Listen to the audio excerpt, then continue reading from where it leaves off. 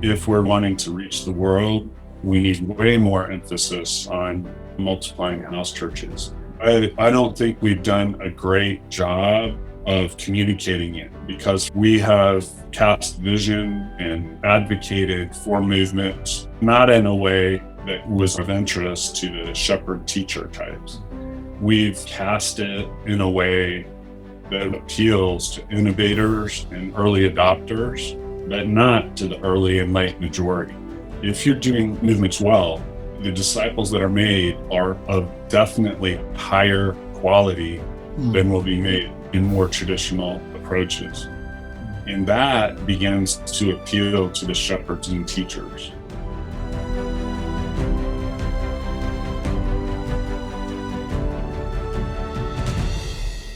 Curtis, will you please tell us a little bit about your background and your encounter with Jesus? How did that happen?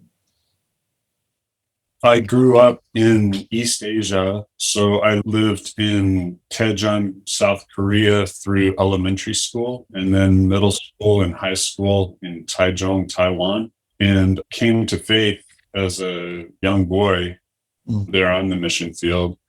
I don't remember exactly what I did, but I did something that I knew I shouldn't have done. And I think it was pretty big, whatever it was. And so started feeling guilty and talked to my parents about that and what I understood of forgiveness and all of that. Anyway, my mother ended up then leading me to faith out of that. And it took very early, even in elementary school, I began leading Bible studies and never really had any rebellious periods. But another key turning point in my life was the summer after my freshman year in high school.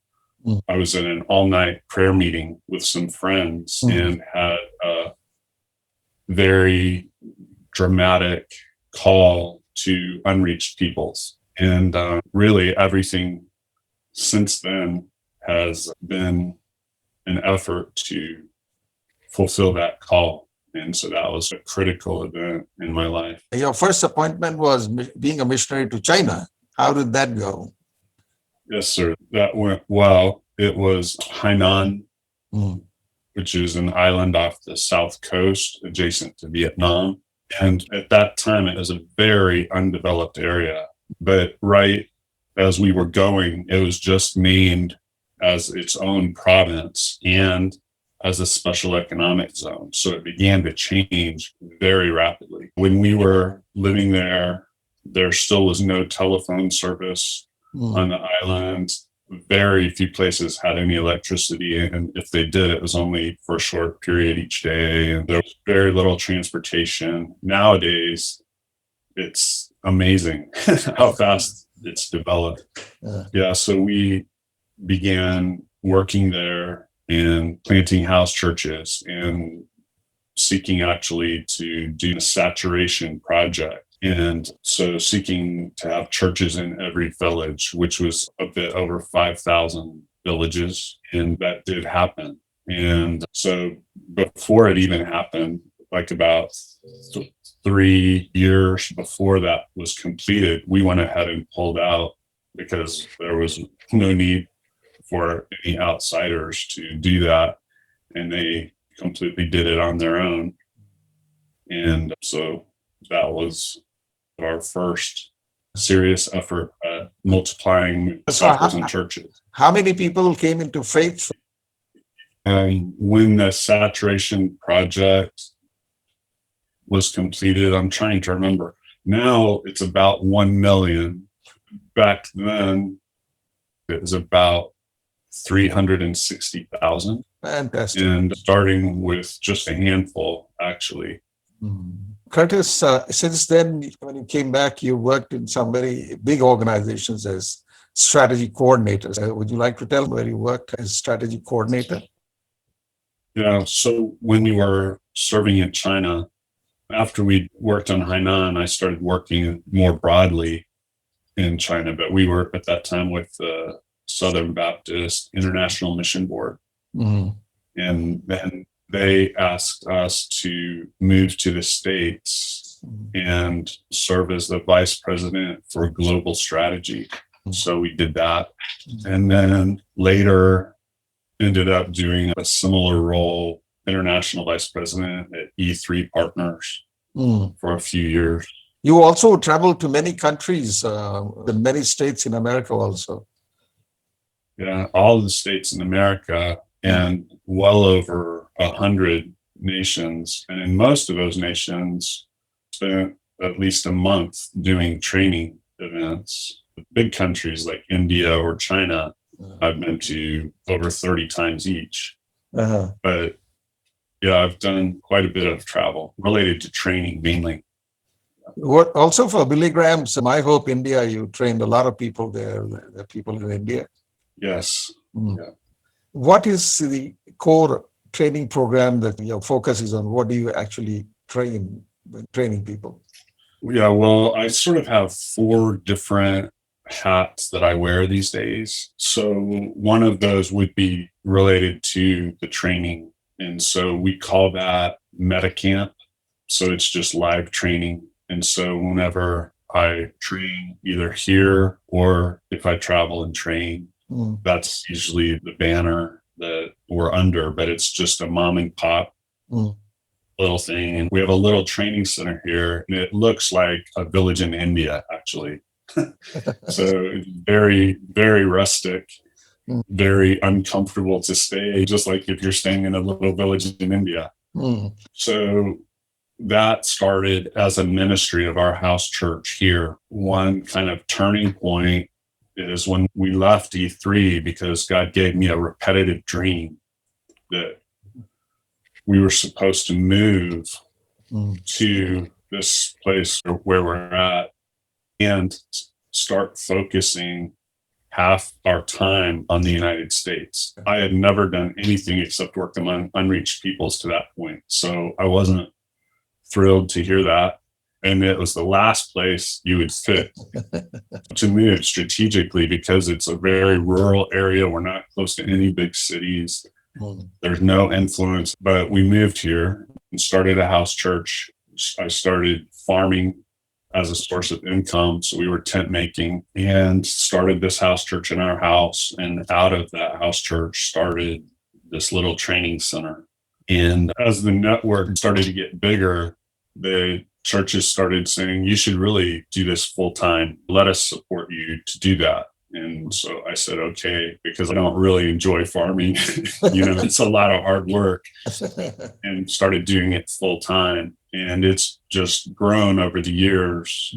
Nobody can possibly take any credit because when you're using movement approaches, the number of individuals that you're going to lead to the Lord, the number of house churches that you're going to start personally is very low.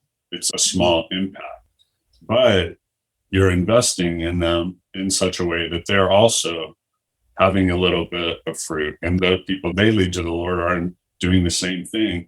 And so the impact is very large. So just from the Metacamp training events and voluntary reporting, which not nearly everyone reports, but those who voluntarily do so because they maintain a coaching relationship or whatever, since 2013, when we did our first training, we've had more than 16 million baptisms and 1.3 million house churches in 118 countries, reported just from the people who come through this little training center.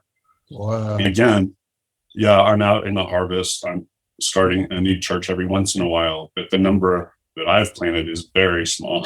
But the impact when you're using these movement approaches can be significant. So that would be one of the 4 hats that I'm wearing. A second hat would be 2414.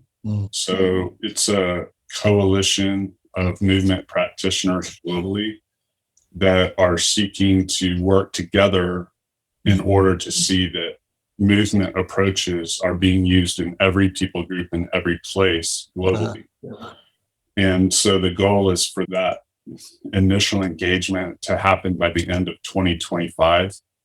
And there are about 100,000 specific targets that we're trying to get that sort of work started. And several thousand places are already engaged, but there's so much that remains to do that. And about 1,400 of those engagements are actually at movement level of those that are associated with 2414. And that comprises about 80 million believers in those movements. Because, at least the modern expression of movements of the style that we're talking about is a pretty new phenomenon. It's roughly 30 years old. And now we're over 1% of the world's population. And the growth rate has been very strong. So I think it's the real hope for closing the gap in terms of catching up with population growth, which the church has been growing basically at the same rate as population growth. But if you add in these movements, then we're catching up now, just in the last few years. I'm one of the co-facilitators for that globally. And so that's another hat that I wear. Another hat would be the new version of finishing the task. So finishing the task, probably most of you are familiar with what it's done historically. And it's simply been basically trying to track a list of unengaged peoples globally just to see that some kind of church planting effort is taking place among all of those groups. That's historically what it's been. And that is nearing the end. But of course, when that happens, that's just the first step. You're running a marathon and you've gotten past the starting line now. So there's lots still to do. FTT is getting ready, or is in the early stages of transitioning to focus on some of those later steps beyond just the bare initial engagement. And specifically, it's focusing on Bible translation and accessibility for everyone, and seeking to make sure that everyone hears the gospel. And then saturation church planting globally at a level of 1 per 1,000 population. And so that last aspect of the church planting is the one that I'm focusing on. There's a team of teams. And so there's one sub-team that is composed of denominational leaders from around the world. There's one of mega churches from around the world. There's one for next generation leaders and so on. There's 7 of these teams. One of the teams is the movement practitioners. And so we've got a team that meets together monthly with representatives from 2414 and GACX, Global Alliance for Church Multiplication, and Global Church Planting Network, GCPN, and Vision 5-9, and FNA, and Billion.Global. And so we meet together regularly, and I represent that team on the kind of leadership level and working together with the broader body of Christ on this saturation church planting project. And then the fourth hat would be related to some of the online efforts that are being made. I developed a little introductory training platform called Zúme, and our team actually works on a number of other digital products as well that are all related, but the one that I spend my time on particularly is the Zúme one. And that's been one of the interesting things in COVID, is how much more activity is taking place online.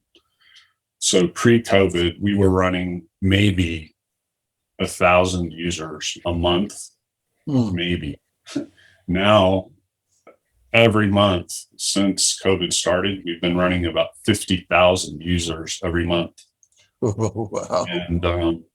And it's been remarkable, some of the places that are using it. So, for example, in terms of the number of registered users, the USA, last time I checked, which is probably about 3 months ago, USA was ranked 11th. So India was ahead of us. Nepal was ahead of us. Afghanistan was ahead of us. Whoa. Algeria was ahead of us. Sudan was ahead of us, and so on. And almost all very unreached countries were ahead of the US in terms of the number of registered users. Wow. And so it's just really remarkable. We've never done any paid advertising anywhere. And so all of that growth is not from anything we did. It's just God's working in people's hearts spiritually. That Zúme is essentially just the introductory movement training to get people familiar with the concepts and connected with a coach, because you can sign up for a coach for free as well. And then we try to connect them into 2414 for ongoing coaching. Curtis, Zúme is a Greek word. You have to tell people what it means and significance. Yeah, it's the Greek word for yeast. So based on the kingdom parable, where Jesus said the kingdom of heaven is like a woman who took yeast and mixed it into a large amount of flour until it was all leavened. And so just that idea that God can use simple, ordinary things to make a big impact for the kingdom. How do you define movement, Curtis? So in 2414, we define a movement as fourth generation churches in at least 4 streams in a period of 3 years or less. So just to have a cutoff point, but we've got a scale that has actually subpoints, but mainly 7 different levels. And levels 5, 6, and 7 are considered movements. Okay. But levels 1 through 4 are just making progress toward movements. How many movements do you think are going around the world at this point? In 2414, we're tracking about 1,400 of them. Okay. Curtis, can you tell us the difference between a cell church and a house church? What are the plus points and negative points? So I do think every kind of church has some value and has some strengths and weaknesses. But to the rabbit and elephant, which is to specifically illustrate that issue, you don't need a whole lot of elephants. Right? Just a few elephants will do. And that's why God made them to reproduce so slowly. But there are things that mega churches can do well. If you want to move a giant log, you don't want to get an army of rabbits out there pushing on it. You just want an elephant to move it for you. But the key in our day, if we're really wanting to reach the world, has to include rapid growth and multiplication. And that is something no mega church can do anywhere close to as well as a network of house churches. We are designed as networks of house churches to multiply, and that's how the job will get done, is by all God's people fulfilling their calling that is common to all of us to make disciples. And that is the critical need. So I think we need way more emphasis on multiplying house churches. And interestingly, now it is starting to gain currency in a sense. Globally, people are starting to recognize contributions of them. But so far, I don't think we've done a great job of communicating it, because from the earliest days, we have cast vision and advocated for movements to a certain type of audience, which is going to be your apostolic and to a little bit lesser extent, maybe the prophetic and evangelistic parts of the body, but not in a way that was understandable or of interest to the shepherd teacher types. And also we've cast it in a way that really appeals to innovators and early adopters, but not to the early and late majority. And the innovators and early adopters is less than 5% of the population. Yeah. We need to figure out how to communicate well to all. And so one aspect of that is having models that can be observed and have opportunities for people to participate and so on, because early and late adopters need to see a model. They're not willing to just experiment themselves. They want a worn path. They don't want to take a machete and chop their way through the jungle. Yeah. And that's who we've appealed to in the past. Another aspect is we've spent so much time talking about the quantitative advantages, like I just did, of the multiplying movements. But maybe more important are the qualitative advantages.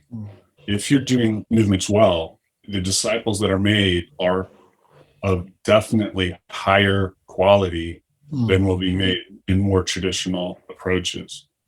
And that begins to appeal to the shepherds and teachers. So they're not going to be swayed by how fast the church can grow numerically or geographically. Yeah. They're going to be impressed at the depth of discipleship that can be achieved. Yeah. And so I think in order to include more of the body, we need to start thinking about framing things in that way.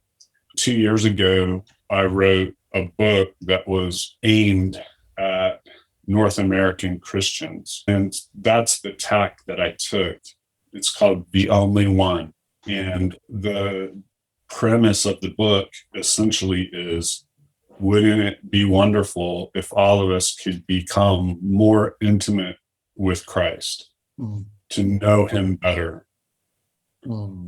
And so the first third of the book talks about individual aspects of how that might happen. The second third looks at corporate aspects. And the final third looks at some tools and approaches of disciple making that can help us experience these things in the first 2/3 of the book. So it's not presented as a movement book at all, but it's all things that we do in movement.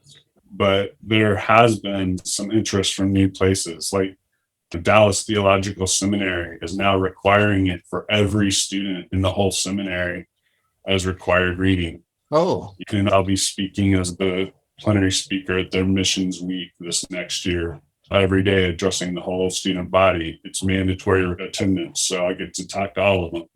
With our previous approaches, they weren't interested.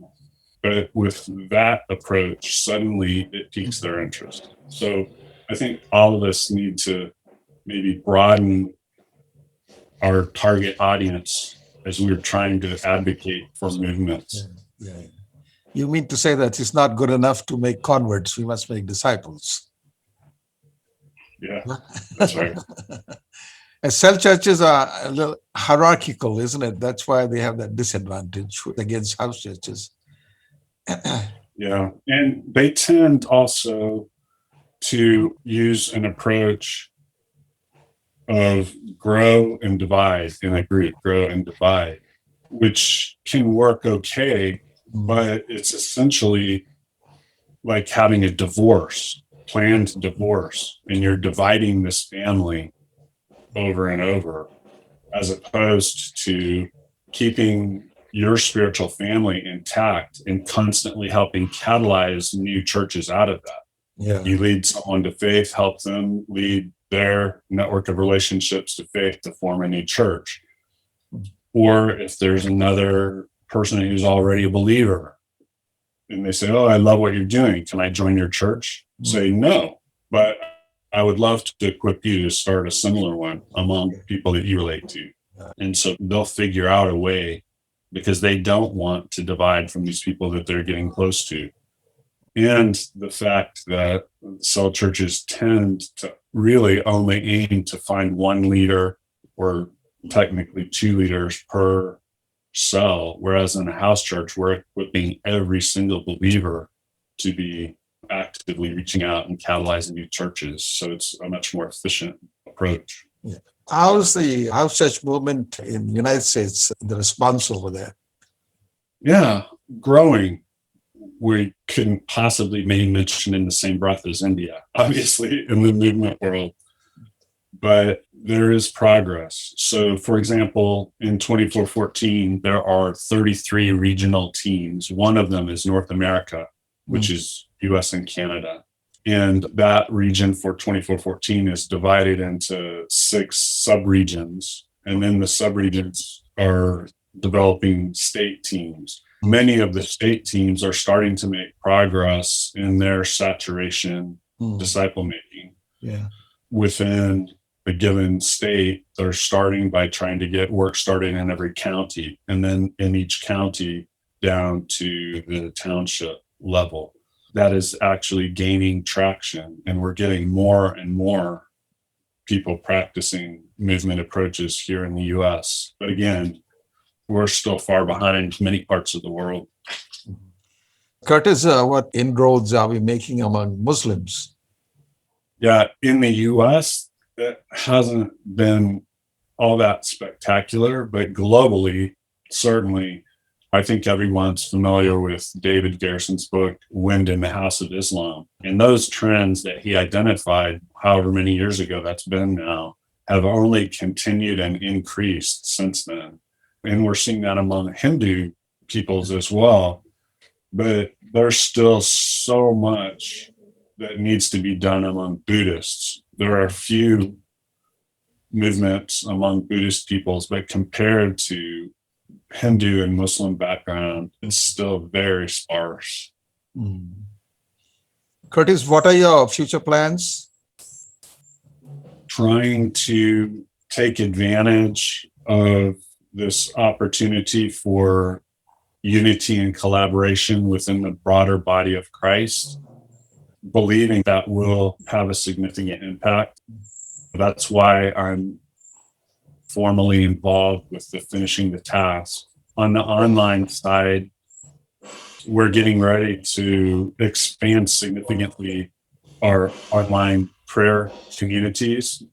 I didn't mention those, but we've got a lot of those, and we're getting ready to significantly upgrade those as part of a very broad, massive increase in prayer emphasis that I think all of us are familiar with, not just during COVID, but it has continued to accelerate through COVID.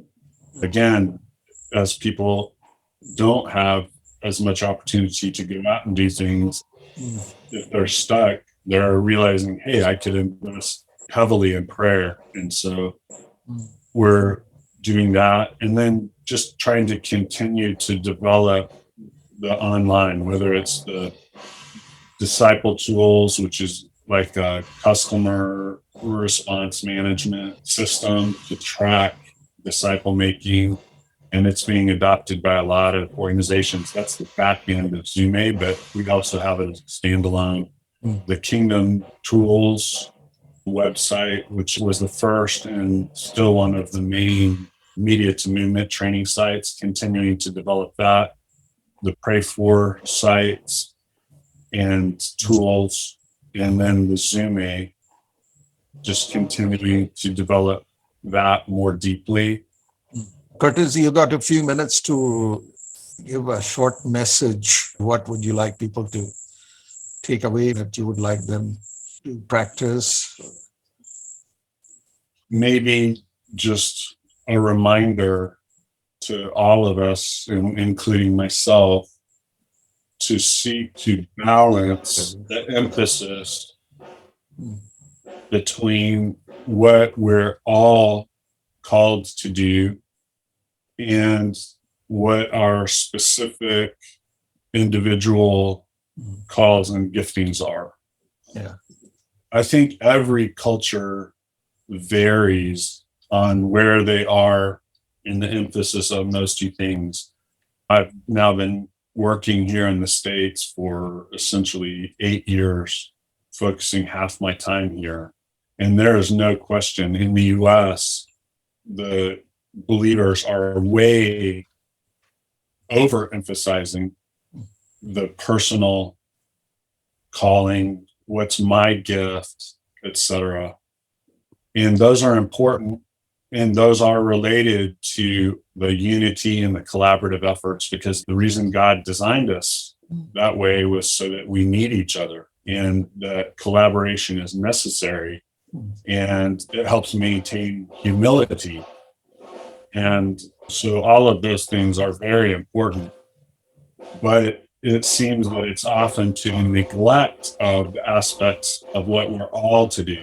Yeah. We're all to make disciples, Mm. right? We're all to express love and the rest of the fruit of the Spirit. Gifts are very important for those reasons I mentioned, but they are secondary to the fruit of the Spirit. They're secondary, in a sense, to the common call that we all have.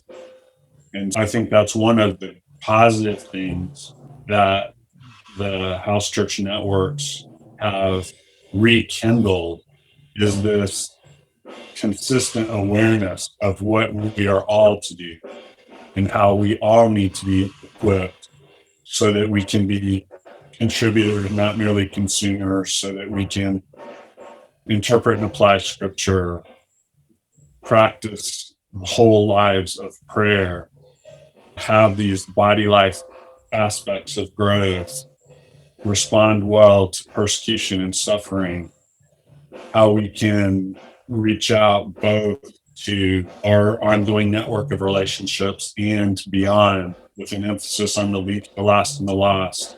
We recognize that every disciple has to be equipped in all of these ways, and that we all have that responsibility. And that's been a real strength. But within movements, sometimes there is a tendency to underemphasize the gifts, and how there are specific gifts and abilities that each of us has individually, and that there is a place to focus on that as well. And you can fall off either side of the road. And so just depending on the environment you're ministering in, being aware of which side of the road people are tending to fall off on, and providing some helpful adjustments for influencing your local context. That would be maybe one thing I would mention that I think will help us really finish the Great Commission.